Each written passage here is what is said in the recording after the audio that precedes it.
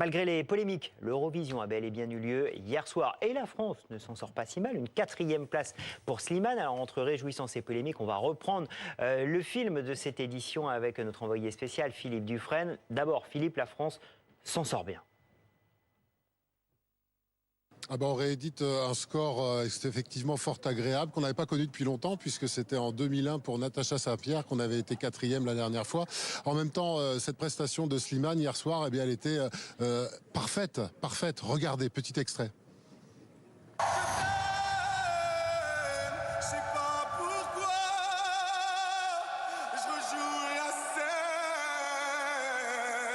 Mais c'est toujours la même fin qui recommence, tu n'entends pas ma peine.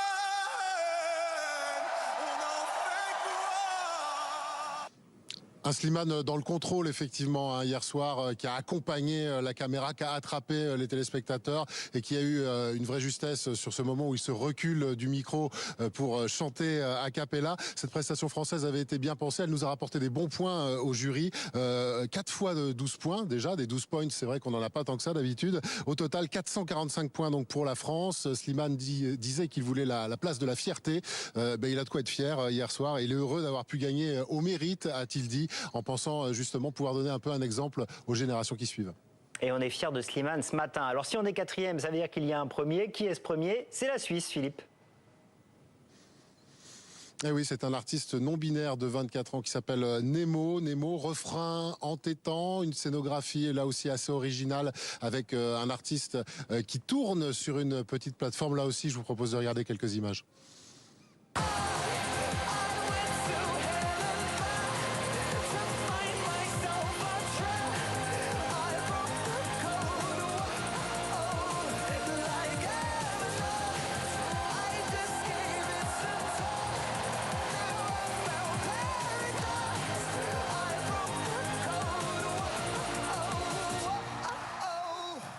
C'est une 3e victoire pour la Suisse dans ce concours de l'Eurovision. Nemo qui a enchaîné les 12 points hier soir. Cette prestation était belle aussi parce que cette chanson, elle a un message. L'artiste évoque son cheminement, le cheminement qui l'a conduit à constater qu'il était différent. L'artiste est apparu aussi en ouverture de cette cérémonie avec un drapeau non binaire. C'est interdit à l'Eurovision, mais il a essayé de vouloir mettre un petit coup de pied dans la fourmilière. Et on a l'impression en fait que c'est ce que les artistes ont voulu faire un peu d'une manière générale, qu'on se rebiffe un petit peu et qu'on veut dépoussiérer l'Eurovision. Bon, et puis évidemment, les polémiques étaient là. Elles ne se sont pas tues. Hier soir, la chanteuse israélienne a été chahutée lors de sa prestation. Oui, c'est la prestation qui était la plus attendue, la plus scrutée, regardée en salle de presse, évidemment. Et si des applaudissements ont bien été entendus, eh bien, il y avait aussi, franchement, des huées et des sifflets. Ça semblait d'ailleurs beaucoup plus probant dans la salle qu'à la télévision. Des huées aussi à chaque passage, d'ailleurs, de l'israélienne dans les récapitulatifs des votes où on pouvait appeler à voter pour elle. Et puis un silence lorsqu'Israël est remonté dans les votes à un moment donné de la soirée. Israël qui termine donc finalement 5e de ce classement en ayant focusé l'attention sur lui, si je puis dire. À noter tout de même hier soir d'autres huées, celle contre Martin Osterdahl qui est le superviseur exécutif de l'Eurovision. C'est un personnage qui habituellement est très aimé des Eurofans. Est-ce que le modèle justement a besoin d'être réinventé?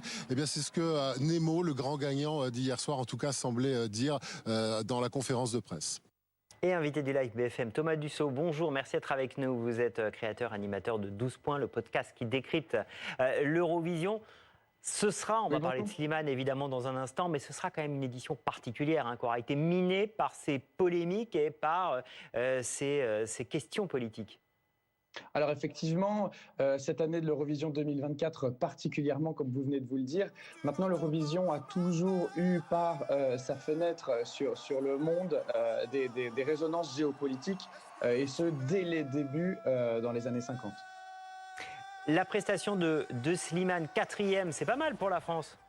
Ah mais c'est une excellente place, on est hyper fiers. Avoir un artiste star en France, vouloir se présenter sur l'Eurovision, le faire avec autant de sincérité, a réussi puisqu'il a porté la France au plus haut niveau. Il a fini 2e des jurys internationaux. Il a eu un très bon score pareil au télévote public. 4e, donc vraiment c'est c'est un plébiscite pour la France. En tout cas, on revient vraiment dans le concours. Et surtout, la France a fait le choix, le bon choix, c'est-à-dire de proposer une chanson qui plaît à l'Europe. Et c'est ça tout l'enjeu, c'est-à-dire il ne faut pas plaire aux Français, il faut plaire au public européen. Et ça a marché. Philippe Dufray, notre envoyé spécial, disait à l'instant il va peut-être falloir réfléchir, et c'est d'ailleurs ce qu'a dit le vainqueur suisse, réfléchir à renouveler un peu ce concours pour soit assumer les polémiques, soit les éviter. Vous pensez qu'il faut essayer de réinventer un peu l'Eurovision ? Alors ça, c'est indéniable au regard de cette saison 2024 qui clairement a été particulière. Beaucoup d'artistes d'ailleurs se sont revendiqués un peu contre certaines règlements et certaines prises de décision de l'Union européenne de radio-télévision cette année. Maintenant, le défi va être de savoir comment on doit réinventer l'Eurovision, puisque le fait qu'on y vienne sous son drapeau engendre forcément des questions qui vont au-delà des questions et de concours de chant. Donc, je leur souhaite bonne chance pour arriver à trouver les bonnes solutions pour améliorer les règles du concours. Mais il est indéniable aujourd'hui qu'on regarde la chape de plomb dont a subi l'organisation qu'il va falloir faire quelque chose. Merci beaucoup, merci d'avoir été avec nous dans le live BFM ce matin. Dernières heures pour en profiter si vous avez